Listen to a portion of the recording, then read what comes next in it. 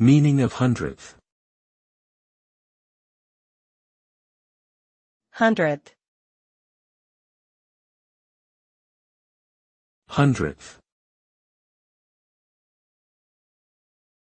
Hundredth.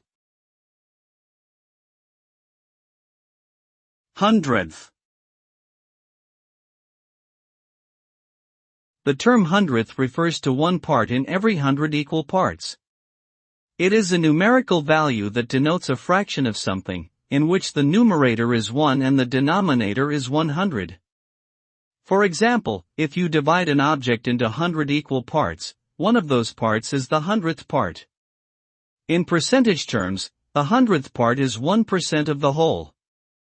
Therefore, to express a value as a percentage, you can multiply it by 100. The concept of hundredth is a fundamental mathematical concept used in many fields such as finance, science, and statistics.